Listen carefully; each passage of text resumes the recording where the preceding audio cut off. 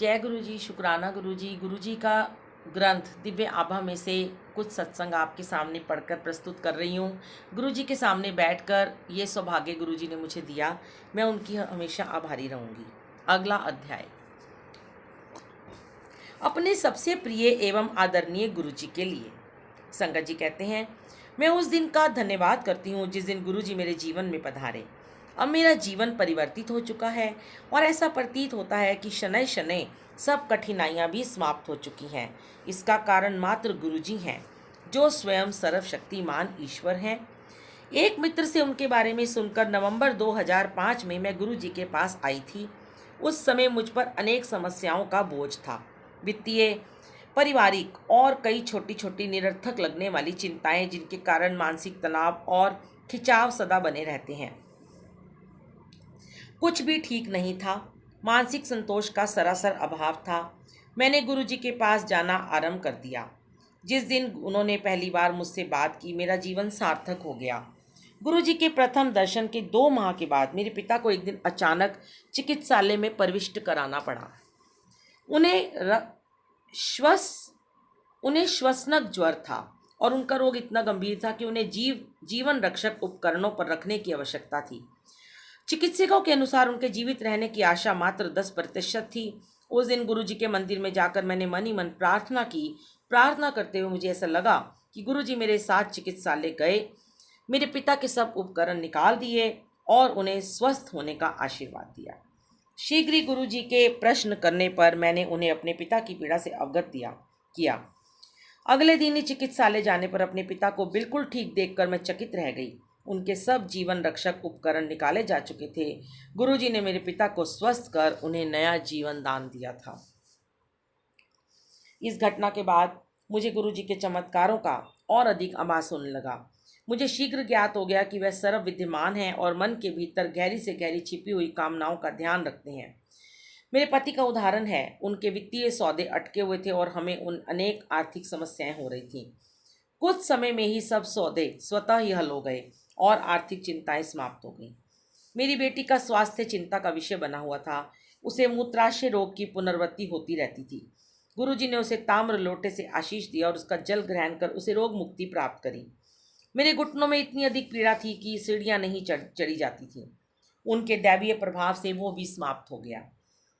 मेरी एक घनिष्ठ संबंधी ने भी उनकी कृपा का अनुभव किया है। वह ब्रिटेन में अपने पति के साथ रहती थी, किंतु ससुराल के कुछ सदस्यों के कारण उसको अपने पति के साथ अनबन थी। अंत में वह अपना घर छोड़कर वापस भारत आई। उसने अपने पति से संबंध विच्छेद करने का मन बना लिया था, किंतु गुरु जी की दया से ये अनहोनी घटना होते होते बच गई और उनका दाम्पत्य माधुर्य पुनः स्थापित हो गया। वास्तव में उसके पहले दर्शन के समय गुरु जी ने उसको उसके नाम से संबोधित किया।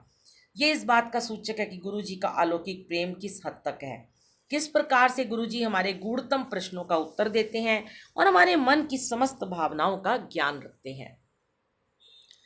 हमारे जीवन में गुरु जी के प्रवेश के बाद सब कुछ सामान्य हो गया है। हमारे कुछ अच्छे कर्मों के कारण ही गुरु जी हमारे जीवन में प्रविष्ट हुए हैं। अपने चारों तरफ हम सदा उनके रक्षा कवचों का अनुभव कर सकते हैं। वह आकस्मिक विपदाओं और आपदाओं से सदा हमारी रक्षा करते हैं। उनके कारण ही अनेक समस्याएं स्वतः हल हो जाती हैं। बाह्य स्रोतों द्वारा उत्पन्न विघ्न स्वयं समाप्त हो जाते हैं।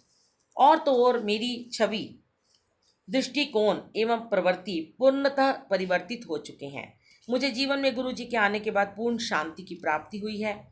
अपने आश्रय में रखने के लिए हम कृपालु गुरु जी का हृदय और आत्मा से धन्यवाद करते हैं। चूंकि ये जीवन उनके बिना संभव है, हम अति आभारी हैं। हमारा अस्तित्व, यह लघु जीवन उनके बिना अर्थहीन है।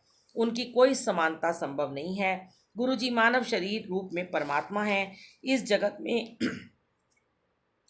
हमारे कल्याण और सर्वोच्च हित के लिए उन्होंने ये रूप धारण किया है। श्रीमती अन्नू मुंजाल।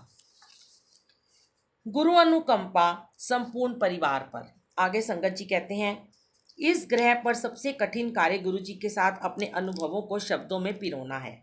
उनको देखने या मिलने का कोई पर्याय नहीं है। उसके पश्चात ही आपको अनुभव होता है कि वह कौन है और उनमें कितनी अभूतपूर्व प्रतिभाएं हैं। किंतु उनके दर्शन सरल नहीं हैं। वह तो उनके नियत करने पर ही संभव है। अनेक प्रकार उनके दर्शन करने की बनी बनाई योजनाएं सफल नहीं हो पाती। इसके विपरीत यदि वे चाहें तो वे आपको कहीं से भी बुला लेते हैं। मुझे दोनों ही अनुभव हुए हैं। गुरु जी का भक्त बनने के कुछ दिन के बाद ही मैंने अपनी अनुभूतियों का अपने उन मित्रों से उल्लेख किया जिनके साथ प्रतिदिन 18 से 20 घंटे बिताया करता था। उन सबको ये सुनकर बहुत अचंभा हुआ और उन्होंने गुरु जी से मिलने की आकांक्षा व्यक्त करी। उनकी इच्छा के अनुरूप में और मेरी उनको गुरु जी के दर्शन कराने की चाहत किसी न किसी कारणवश 6 माह तक टलती रही। वह दर्शन करने में असमर्थ रहे। अंततः जब ये संभव हुआ तो अपने जीवन के हर पृष्ठ पर गुरु जी की दया पाकर वह अति कृतार्थ हुए। अंतत गोतवा गुरु जी अपने पास बुलाते हैं। इसे एक दिन गुरु जी ने परोक्ष में कर दिखाया। मैं बाहर वहां पर जहां वाहन खड़े किए जाते थे अपने एक मित्र की प्रतीक्षा कर रहा था। एक कार वहां आकर धीमी हुई और ये सोचकर कि मेरा मित्र इसी कार में है, मैंने उसे एक खाली स्थान का मार्ग दिखाया। तब मैंने देखा कि उसमें मेरा मित्र न होकर एक नव दंपत्ति यात्रा कर रहे थे। उन्होंने शालीनता से प्रश्न किया कि क्या यही नशा रेस्तरां के रेस्तरां के लिए कारें खड़ी करने का स्थान है। मैंने क्षमा याचना करते हुए उन्हें बताया कि यह स्थान तो इसी मार्ग पर कुछ दूरी पर है। ये स्थान संगत की कारें खड़ी करने के लिए है और मैं वास्तव में अपने एक मित्र की प्रतीक्षा कर रहा था। इस संवाद के पश्चात वह दोनों अपने मार्ग पर आगे चले गए। थोड़ी देर में वे दोनों वापस आए और उन्होंने जानना चाहा कि क्या वे गुरु जी के दर्शन कर सकते हैं। मैं भौचक्का रह गया। यह नव दंपत्ति अपनी सुनियोजित संध्या एक अमोद प्रमोद के स्थान पर ना बिताकर एक गुरु के मंदिर में व्यतीत करना चाहते हैं जिनके बारे में अभी कुछ मिनट पहले सुना था। उन्होंने गुरु जी के दर्शन का लाभ उठाया और बहुत संतुष्ट होकर गए। गुरु जी किस प्रकार से अपने भक्तों को अपने पास बुलाते हैं। गुरु जी के संरक्षण में जब से मैंने गुरु जी के पास आना प्रारंभ किया, हर दर्शन एक विशेष आनंद होता है। उनके यहाँ पर बिताया हुआ समय उस दिन और जीवन का सबसे रोमांचक काल होता है। गुरु जी बहुत कुछ देते हैं। इस लंबी सूची में उनका संरक्षण भी है। गुरु जी की छाया में प्राप्त सुरक्षा अनुपम है। वह मेरे कई अनुभवों से सिद्ध होता है। हमें गुरु जी के पास आते हुए कुछ मास ही हुए थे जब मुझे एक दिन अत्यधिक ज्वर हो गया। यद्यपि मैं औषधि कम लेता हूँ, उस दिन मुझे एक अति प्रबल औषधि लेनी पड़ी, परंतु ना उससे लाभ हुआ ना ही माथे पर गीला कपड़ा रखने से। मेरी माँ ने तब मुझे अपने पास रखने के लिए गुरु जी का एक चित्र दिया। उस चित्र को रखते ही मेरा ज्वर कम हो गया और तापमान सामान्य स्तर पर पहुंच गया। गुरु जी के चित्र ने मुझे तुरंत लाभ पहुंचाया था। एक बार महाविद्यालय में मुझे अचानक ही तीव्र पेट दर्द आरंभ हो गया। उसके साथ ही मुझे उल्टी हुई और जी मितलाना भी आरंभ हो गया। जब तक मेरे मित्र मुझे लेकर घर पहुंचे, मेरे पिता गुरु जी के यहाँ जा चुके थे। मेरे 2 मित्रों ने मेरे पिता के वापस आने तक रुकने का निर्णय किया और मेरी लगातार बिगड़ती स्थिति देखकर उन्होंने मेरे पिता को फ़ोन किया। चूंकि 1 घंटे तक उनकी प्रतीक्षा करना उपयुक्त नहीं लगा, इसलिए वह मुझे पास के चिकित्सालय में ले गए।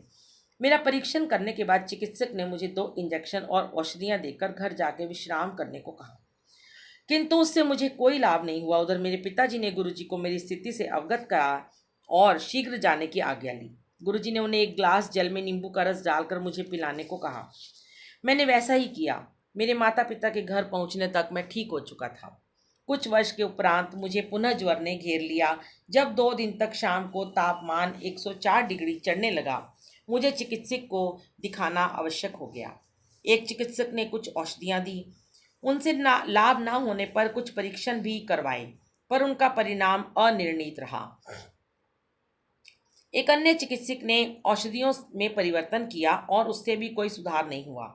अंततः 1 सप्ताह बाद मेरे पिता ने गुरुजी को बताया तो उन्होंने कुछ अभिमंत्रित हरी मिर्चें दी। उनका सेवन करते ही कुछ घंटों में ज्वर जो औषधियों से नहीं उतर रहा था मिट गया।